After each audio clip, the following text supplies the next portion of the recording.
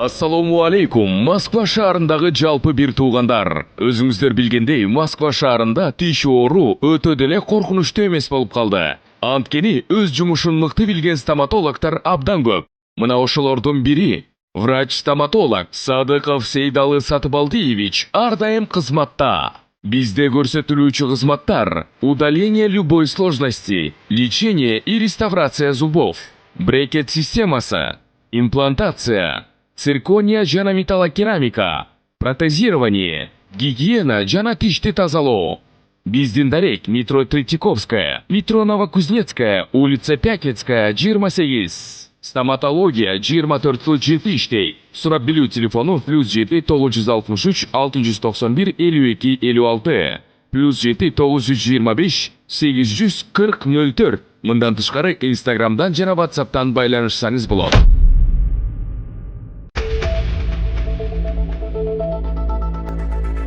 Орусияда кыргызстандык аял мыкаачылык менен өлтүрүлгөн. Шээктүү катары уулу кармалды. Екатеринбург шаарындагы паркта мыкаачылык менен өлтүрүлгөн 41 жаштагы аялдын сөөгү табылды. Бул тууралуу орусиялык басылмалар кабарлашты. Маалым болгондой, окуя 20 октябрда болгон деп болжолдонууда. Маркумдун сөөгү 30 октябрда жүгүрүп бараткан адам тарабынан табылган. Ал полицияга кабар берген. Басылмалардын маалыматына караганда, каза тапкан аял мыкаачылык менен өлтүрүлгөн. Кийими жана документтери болгон эмес.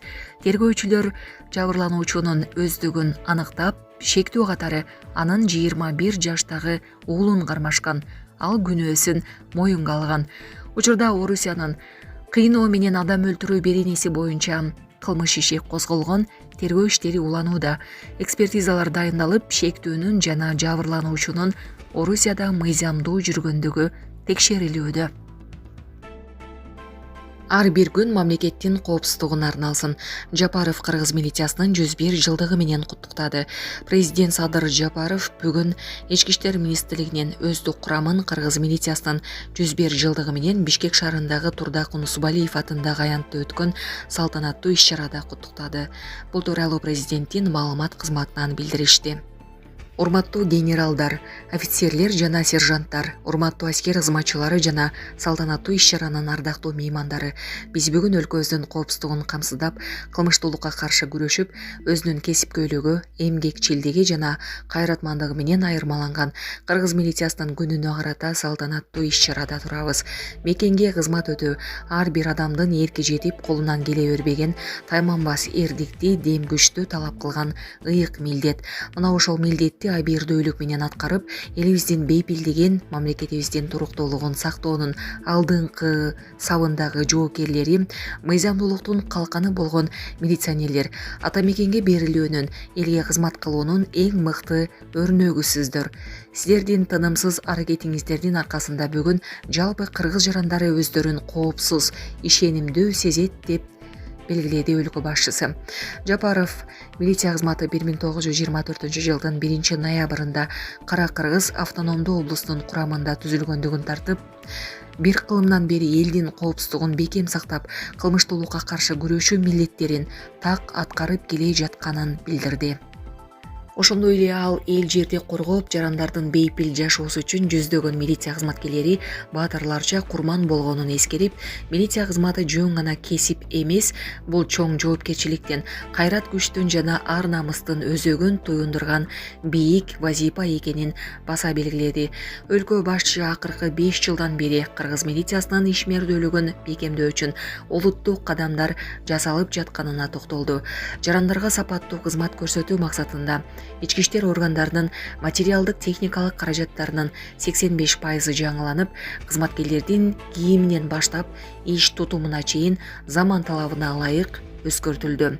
Айлык акыларын 2 эсеге, ал эми Баткен облусунда кызмат өтөгөн кызматкерлердин маяналарын 4 эсеге жогорулатып, өздүк курамга социалдык жактан колдоо көрсөтүп жатабыз.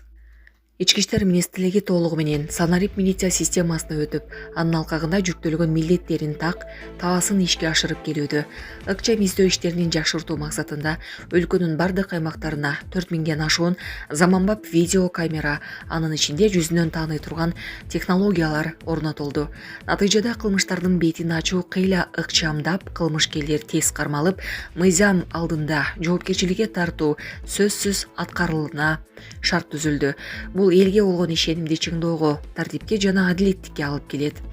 Заманбап санарип технологиялардын жардамы менен коомдук тартип жана жол коопсуздугу камсыздалып, калкка сапаттуу кызмат көрсөтүлүп келүүдө.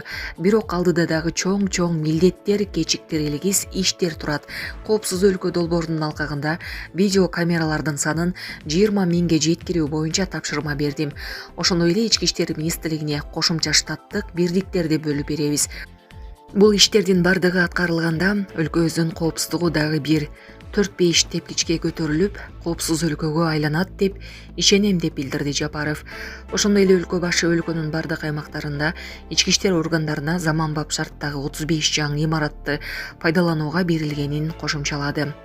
Баткен облусунун Эйлик районунун Разаков шаарында турак жайга муктаж болгон кызматкерлерибизге 32 батирлүү көп кабаттуу үй мамлекеттик ипотекалык компания аркылуу тапшырылууда.